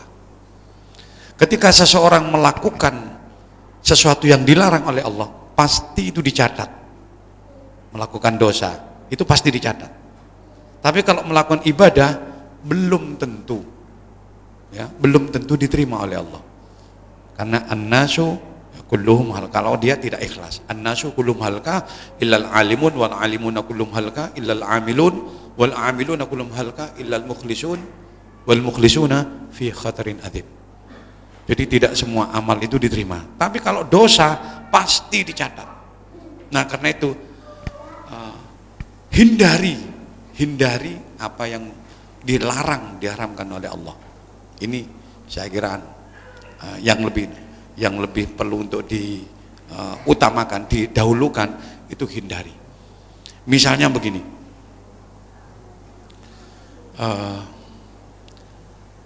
antara kita ini waktu sholat mau habis, tapi ternyata ada gempa, ada musibah atau apa. Nah, seperti orang ketika sholat yang di video itu pernah ada kan ya, tengah-tengah sholat kemudian ada gempa, berjatuhan. Ini apa yang harus dilakukan? Meneruskan sholat apa kita batalkan? Kira-kira mana itu seperti itu? Wah, sudah enggak apa-apa, saya pokoknya tinggal, oh enggak begitu. Riayatun nafsi itu lebih didahulukan. Jadi batalkan dulu sholatnya sudah. Hindari. Keluar enggak apa-apa. Toh nanti sholat bisa diqodoi. Nah, ketika seseorang melakukan larangan-larangan Allah, maka dia tidak akan dapat mahabbah dari Allah. Tidak akan dapat mahabbah dari Allah. Karena apa? Itu membuat Allah murka. Sama seperti begini, di perusahaan itu ada sanksi, ada reward, ada penghargaan. Mana yang lebih didahulukan? Ya tentu ini bisa berjalan simetris. Ketika Anda membuat puas, membuat senang direktur, maka Anda akan mendapatkan reward, akan mendapatkan mahabbah. Maka karena itu hindari apa yang membuat direktur ini tidak suka. Nah, itu bisa berjalan seiringan sebenarnya. Dengan Anda menjalankan perintah, dengan Anda menjalankan perintah ini sekaligus Anda tidak usah tidak menjalankan, jangan menjalankan larangan.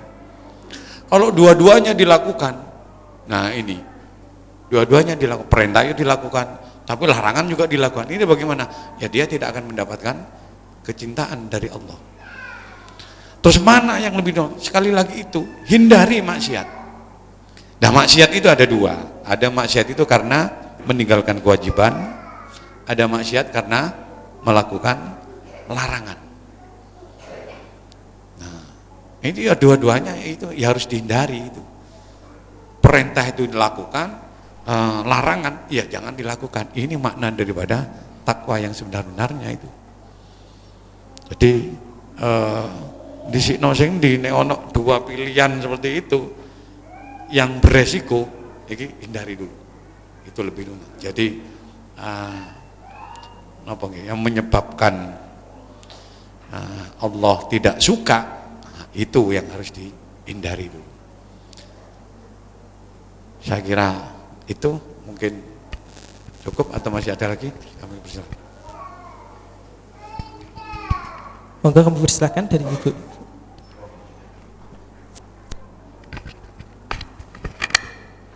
Assalamualaikum warahmatullahi wabarakatuh. Gini Pak Yai, saya kan punya suami yang masih sakit dan butuh perawatan. Dan sampai sekarang itu masih rutin ke Subanding. Pada suatu hari waktu kontrol, suami saya itu ketemu sama dokter, diharuskan ketemu sama dokter spesialis.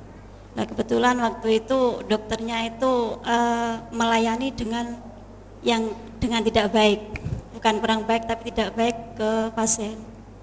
Waktu itu memang bukan saya saja yang mengeluh tapi semuanya, karena memang nggak ada kotak saran dan kritik, jadi semuanya cuma bisa mengeluh.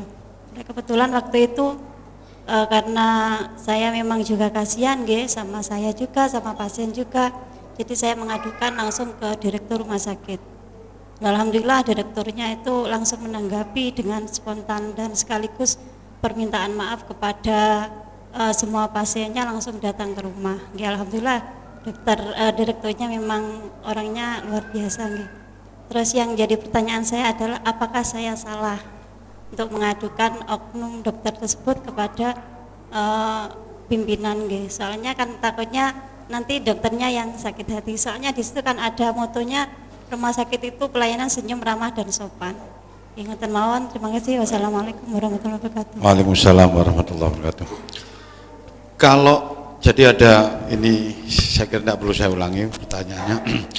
Kalau yang ibu lakukan itu dalam rangka kebaikan, dalam rangka kebaikan, bukan ingin balas dendam, tidak ingin kemudian menjatuhkan reputasinya, tidak, tapi niatnya itu niat rahmah itu tadi, karena kasihan, maka itu tidak salah. Sama seperti orang melaporkan, Pak di sana ada pencurian, loh ini apa bukan ifsya'us syirri, apa bukan membuka aib, rahasia orang lain dibuka. Pak di sana ada orang main judi misalnya, lapor kepada polisi. Kalau lapornya ini memang niatnya untuk membuka aib dari ruangan itu, ini dosa orang ini. Tapi kalau lapornya ini untuk agar itu agar itu hilang, tidak dilakukan atau tidak ditiru oleh yang lain, maka itu tidak apa-apa. Jadi yang jenengan lakukan seperti itu bagaimana? Oke, betul menopo, karena itu keliru memang. Loh, ini kok seperti ini sih sikapnya, kok seperti ini, Anda harusnya memberikan pelayanan yang baik, kok seperti ini.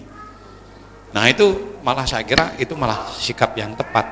Tinggal kembali, kalau langsung ditegur kepada orangnya bisa jadi itu tadi emosi, marah. Tapi kalau kemudian lewat pimpinan, ini jalurnya, caranya sudah benar, tinggal niatnya. Niat kita ini niat dendam apa niat karena baik. Nah itu tergantung dari bagaimana kita memandang.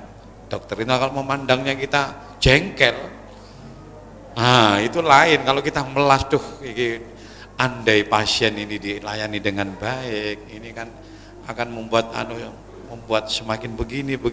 Kalau niatnya seperti itu, benar, tidak salah itu, betul. Jadi memang cara menyampaikannya dan niatnya itu juga. Jadi orang berbohong pun itu kalau motivasinya benar itu tidak apa-apa. Berbohong sebab al-harbu khid'ah. Antara lain istilahnya ada bohong putih. Seperti misalnya ada orang jelas-jelas ingin membunuh orang tua Anda. Di mana bapakmu? Ini apa sikap kita? Kalau kita tunjukkan yang sebenarnya, nyawa orang tua kita akan hilang. Tapi kalau kita tidak tunjukkan sebenarnya, kita ini bohong, dusta. Katanya dusta itu tidak boleh. Nah, pada konteks-konteks seperti itu tidak apa-apa. Kita berbohong. Di mana zaman perang dulu? Di mana? Kamu tahu pejuang enggak? Di mana ini? Tidak tahu. Padahal dia tahu. Itu bagaimana? Tidak boleh kita kemudian harus lihat situasi. Tidak boleh kita kemudian harus jujur, katanya kiai dulu harus jujur. Di mana pejuang? Itu Pak, sembunyi di belakang ya. Baik. Celaka, tidak boleh. Termasuk ketika ada orang merampok. Tunjukkan di mana hartanya. Tidak tahu saya, padahal kita tahu. Itu tidak apa-apa seperti itu. Jadi pahamnya. Jadi ada kondisinya, ada kondisi-kondisi tertentu. Jadi saya kira itu mudah-mudahan insyaallah mboten keliru lek jenengan sing wonten niku. Memang harus saling mengingatkan, tawasau bil haqqi wa tawasau bis sabr. Terima kasih. Oh ya, monggo. Silakan satu pertanyaan terakhir.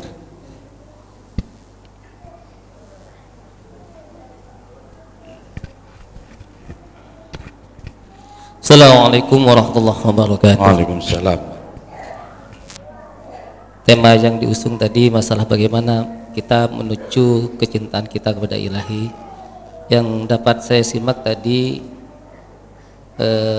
yang pertama adalah masalah ilmu, yang mana kita tahu insya Allah kalau di Indonesia terutama baik dari segi formal maupun non formal mungkin sudah banyak santri-santri kita yang mumpuni dalam keilmuannya. Lebih-lebih secara formal mungkin ada S1, S2 bahkan S2 kalau kita bilang. Tapi kenapa masih muncul seperti jaringan Islam liberal dan sebagainya yang memang kadang-kadang menyudutkan umat Islam itu sendiri, bahkan Islamobia tampil di tengah-tengah masyarakat Islam itu sendiri gara-gara ilmu mereka itu. Ini apakah menurut Kiai tadi bagaimana caranya ilmu yang bermanfaat itu untuk kita menelusuri atau kita itu ikut berkontribusi dalam ilmu yang bermanfaat itu, yang baik itu? Bagaimana caranya kita itu memilih ilmu yang tepat? Terus tadi yang kedua adalah masalah atqa, orang yang paling bertakwa. Dari sisi ilmu kalau sudah bagus insya Allah akan muncul atqa, tapi ternyata di tengah-tengah kita seperti itu adanya. Atqa tidak berjalan sebagaimana keilmuannya, bahkan lebih menyesatkan kepada umat. Itu yang terjadi, muncul beragam Islam yang inilah, Islam yang itulah dan sebagainya. Ini dari sisi apa yang salah? Apakah dalam mengenyam pendidikan, tempat pendidikannya salah, atau ilmu yang dia dapat itu yang salah, atau orang yang ngasih ilmu yang mungkin kurang mumpuni dalam hal keilmuannya. Yang ketiga itba' rasul tadi. Itba' rasul adalah saya kira untuk kapasitas kita sebagai kaum muslimin Indonesia kayaknya terlalu jauh, memang kita lepas daripada itba' rasul itu sendiri. Contohnya yang paling dekat dari kita adalah bagaimana negara melegalkan kemaksiatan, lokalisasi, terus ribaisasi dengan bank-bank konvensionalnya. Ini yang menjadi pertanyaan saya, apakah kita yang salah dan kita yang berdosa dengan pembiayaan itu semua? Sedangkan kita punya konsep kita tidak boleh ridho terhadap kekufuran, sedangkan kita sekarang akan diam dengan kekufuran itu. Maka betul kalau Sayyidina Umar bilang yang paling dasar itu adalah apabila di akhir zaman itu di tengah-tengah kita itu ada orang yang tahu akan kebenaran tapi membiarkan kebenaran itu dibiarkan begitu saja. Jadi kalau kita berkaca kepada kemarin waktu adu antara Khabib dengan siapa dari Irlandia itu bukan main, fanatisme agamanya sedemikian rupa. Mungkin itu salah satu yang patut kita contoh.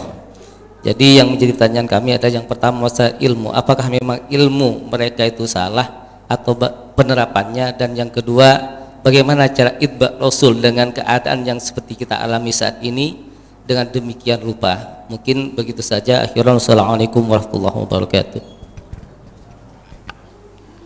Jadi ini pertanyaannya bertubi-tubi.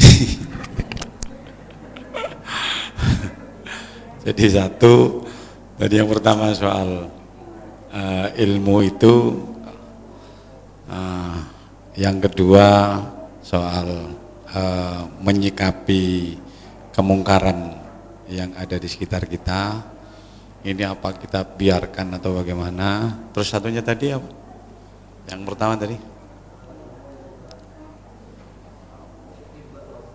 itba' ar-rasul. Okay. Baik, yang pertama ada dawuh begini, al-ilmu dinun fanzuru amman ta'khuduna dinakum. Ilmu itu bagian daripada agama. Karena itu lihatlah dari siapa kamu mendapat penjelasan tentang agamamu ini. Artinya apa? Kita selektif untuk mencari guru.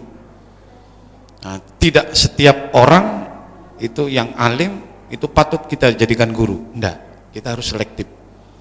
Rasulullah memberikan tips antara lain melalui satu hadisnya, la tajlisu inda kulli alimin illa ila alimin yad'ukum min khamsin ila khamsin.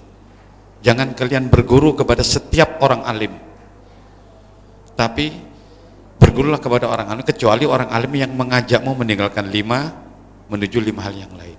Pertama, minasyaki ilal yakin. Yang kedua, minar riya ilal ikhlas. Yang ketiga, minar raghbah. Raghbah itu cinta dunia. Ilal zuhdi, mengajak zuhud.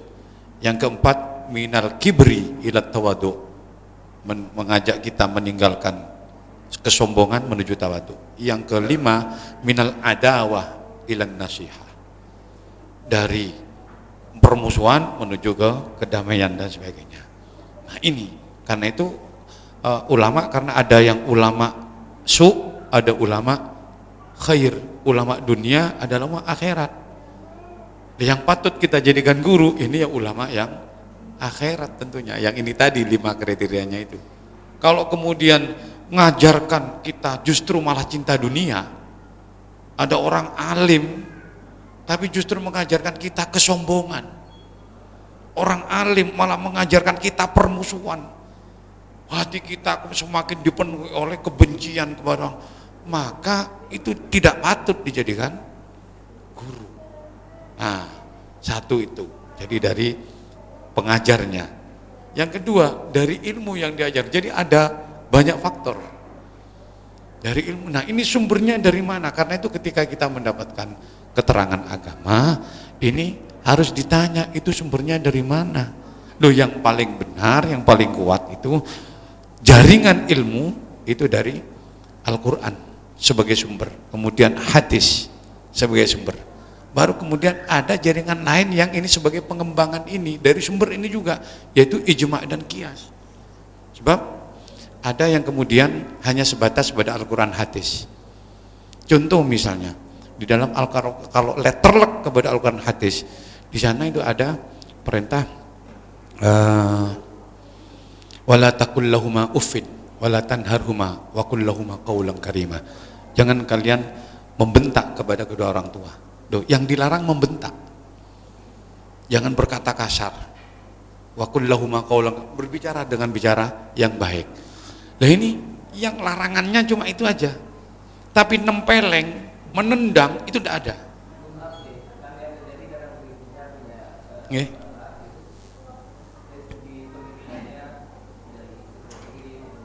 Oke, cukup. Nggih.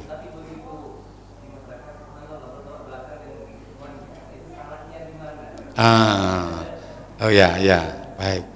Jadi bisa jadi setelah ini kalau sumbernya sudah jelas, gurunya sudah jelas, maka bisa jadi ini niatnya, niat dari orang itu mencari ilmu. Sebab kalau panjenengan mencari ilmu dalam rangka munafasah, ingin tampil hebat, ingin gelar, ingin kemudian titel, ingin mendapatkan harta dunia, maka Anda itu sudah dalam rangka untuk menjatuhkan dan merobohkan agama Anda, merusak diri Anda sendiri. Kalau niat dari awal itu keliru.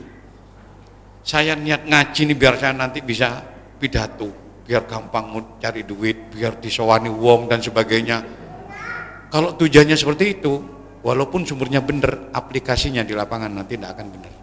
Bisa jadi niatnya keliru. Karena itu sejak awal itu diingatkan oleh Imam Ghazali, kowe nek golek ilmu ojo karena litubahu bihil ulama, untuk sebagai bangga-banggaan, gagah-gagahan di hadapan orang lain. Podo alime aku yo alim, S2 aku yo S2 bisa misalnya. Hanya sekedar itu ya repot nanti. Aplikasinya dia bener, dia pinter tapi tidak bener. Nah, bisa jadi karena niatnya. Sebab ada orang yang beribadah, tidak hanya yang berilmu, yang beribadah itu tidak semakin tawadhu, tapi justru semakin, nah, berarti mungkin ada pelaksanaan yang keliru. Nah, makanya itu manis dadang ilman, walam yazdad hudan, lam yazdad minallahi illa budan. Orang yang bertambah ilmunya, tapi kok tidak semakin bertambah hidayahnya, ini indikasi bahwa dia itu tidak semakin dekat kepada Allah, tapi semakin jauh. Sebab ada juga Allah itu memberikan ilmu kepada orang yang memang ingin dijauhkan oleh Allah. Karena itu ilmu yang kita dapat ini kita harap mudah-mudahan ini menjadi ilmu yang manfaat, bukan ilmu yang justru membuat kita semakin jauh dari Allah. Nah itu sangat dipengaruhi oleh 3 faktor tadi. Mulai faktor dari gurunya, kemudian faktor dari ilmu yang dipelajari. Kalau sampean ingin belajar Dekdoyo, apa Dekdoyo itu? Sakti, Pak. Belajar sakti, belajar bisa terbang dan sebagainya. Itu bisa membuat Anda niki fi ahsani takwim. Anda mau belajar apa? Mau belajar terbang, Anda kalah dengan burung, Pak. Sampean belajar ngilang, biar saya bisa menghilang, kalah kalau anak jin sampean. Belajar punya pukulan yang maut, kalah dengan gajah. Apa mau berenang, kalah dengan ikan. Padahal Anda fi ahsani takwim. Kok justru Anda ingin menurunkan derajat Anda dengan kepingin ilmu-ilmu seperti itu? Tidak usah sudah. Yang penting sampai ibadah di pangeran, menjauh dari larangannya, laksanakan perintahnya. Apa yang akan diberikan Allah kepada kita, terserah Allah sudah. Jangan mendikte Allah kita. Ya Allah Gusti, saya begini. Eroh aku nek kowe ngono. Itu ngono pangerannya. Wah. A'lamu ya'lamu ma fis sudur, terus sak durung diomongno seru. Cukup pun Gusti, kau tahu yang ku mau. Bahasa ngono tok. Oh, dongane kok ngono saudara, iya pangeran seru karo. Nah, memang ada doa yang kemudian ketika diucapkan itu bisa menumbuhkan keyakinan. Nah, jadi ada banyak faktor. Kemudian itba Rasul dalam keadaan seperti ini bagaimana? Tentu kita harus itba semampunya. Itba semampunya. Mengikuti Rasul ya semampu kita. Jangan sampai kita kemudian menyengsarakan diri. Nah, menyengsarakan diri. Wis aku pokoknya kepingin biar tidak terganggu, saya sudah tidak usah kawin, wis repot urusnya awak dhewe lho, gak belum berhasil usah dadak kawin, wis tidak usah kawin. Kalau kemudian seperti itu menyengsarakan diri, padahal kawin itu termasuk sunnahnya Rasul. Kalau kemudian dia itu karena meninggalkan sunnah Rasul karena tidak senang, maka falaisa minni, kata Rasul. An-nikah sunnati faman raghiba an sunnati falaisa minni. Ya kalau saatnya kawin ya wis segera kawin. Tapi ojo bolak-balik kawin terus sunnah Rasul. Kawin meneh sunnah Rasul, ning kono kawin, nang kene kawin. Ya ndak begitu juga lah ya. Itu namanya nah, memang ketika idza dhaharatil bid'ah wal fitan falyudhhiril alimu ilmahu. Ketika sudah di mana-mana menyebar fitnah, sudah merata bid'ah. Nah, maka orang yang ngerti tunjukkan ilmunya. Nah, jangan diam saja, karena orang yang diam terhadap kemungkaran itu dia termasuk ad'aful iman. Man ra'a minkum mungkaran falyughayyir biyadihi. Maksudnya biyadihi ini tidak kemudian kita langsung ini ada bagiannya, Pak. Sebab amar ma'ruf nahi mungkar itu boleh dilakukan dengan catatan tidak menimbulkan kemungkaran baru. Tidak menimbulkan kemungkaran baru. Kalau bahkan menimbulkan kemungkaran baru, maka tidak usah. Misalnya ada orang mengancam, menyandera seseorang. Ini kalau Anda mendekat, ini saya bunuh. Kira-kira apa yang harus dilakukan? Oh, ini amar tidak bisa, saya harus maju. Ya dipateni tenan, Pak. Mundur dulu. Biarkan dulu, cari cara yang lain. Nah itu. Jadi mangkana ya'mur bil ma'ruf falyakun amruhu bil ma'ruf. Barang siapa yang ingin melakukan amar ma'ruf, maka lakukan dengan cara yang ma'ruf juga, dengan cara yang baik juga. Nah, jadi memang itu, kalau memang tidak mau, ini bagiannya biyadih, itu orang yang punya kekuasaan. Seperti ibu tadi, dia ada sesuatu yang mungkar ini, yang enggak pas. Kudune dokter ini memberikan pelayanan dengan baik, ini kok harus bentak-bentak misalnya. Maka caranya bagaimana?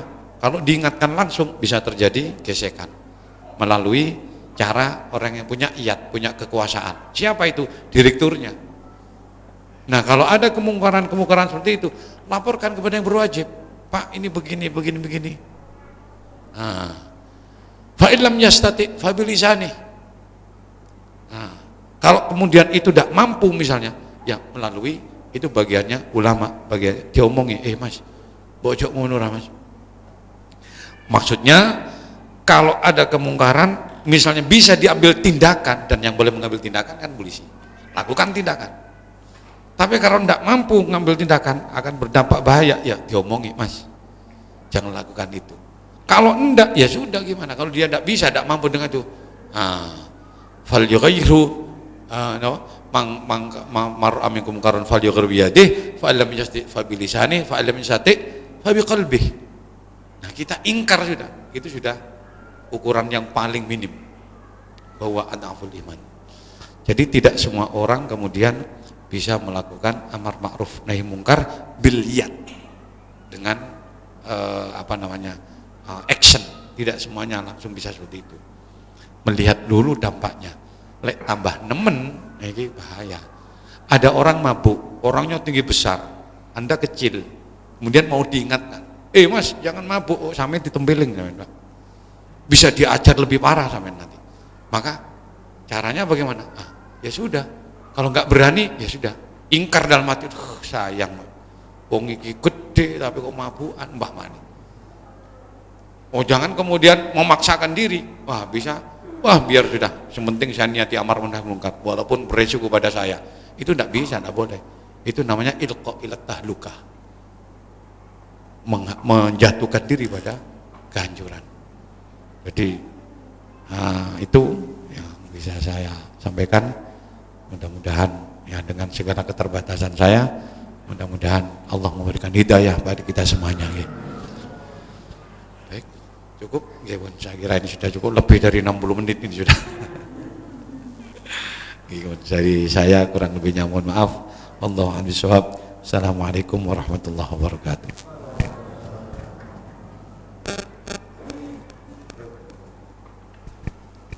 Mari kita berdoa bersama-sama. Bismillahirrahmanirrahim. Alhamdulillahirabbil alamin. Hamdan katsiran thayyiban mubarakan fihi ala kulli hal. Hamdan yafi ni'amuka fi mazidah ya rabbana lakal hamdu kama yanbaghi li jalali wajhika wa 'azimi sultanik. Allahumma shalli ala sayyidina Muhammad salatan taj'aluna biha min ahli al-ilmi zahiran wa batina wa tahsyuruna bi 'ibadika shalihin fi dunyana wa akhirana wa ala alihi wasallam. Rabbana amanna bima anzalta wa tabi'na ar-rasul faktubna masyahidin Allahumma arinal haqqa haqqan warzuqna ittiba'ahu wa arinal batila batila warzuqna ijtinabah. Rabbana atina fid dunya hasanah wa fil akhirati hasanah wa qina adzabannar wa nas'aluka Allahumma husnal khatimah wa na'fanal hisab wa sallallahu ala sayyidina Muhammad wa ala alihi washabihi wa baraka wa sallam. Subhana rabbika rabbil izzati amma yasifun wa salamun alal mursalin walhamdulillahi rabbil alamin. Al-Fatihah.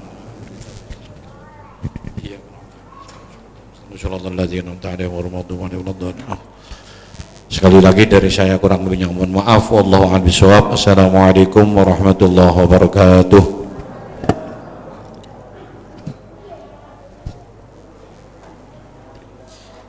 Jazakallah khair kami sampaikan kepada Bapak Kiai atas apa yang disampaikan pada kita semuanya. Mudah-mudahan semakin menambah ketakwaan kita, kecintaan kita kepada Allah Subhanahu wa taala serta menambah amalan-amalan kita menjadi yang lebih baik dan lebih baik lagi untuk kedepannya. Bapak Ibu yang kami hormati, informasi untuk bulan depan di Masjid Nur Inka kajian Ahad Duha tanggal 11 November insya Allah akan diisi oleh Habib Ubaidillah Idrus Al-Habsyi. Dimohon untuk Bapak Ibu hadirin juga hadir di Masjid Nur Inka untuk bulan depan dengan mengajak sanak saudara, kerabat. Baik, mungkin itu informasi dari kami.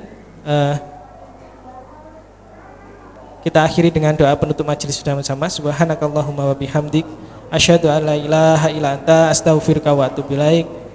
Dari saya selaku membawa acara, mohon maaf yang sebesar-besarnya apabila ada tutur kata atau tingkah laku yang kurang berkenan pada hadirin. Wabillahi taufiq wal hidayah. Assalamualaikum warahmatullahi wabarakatuh.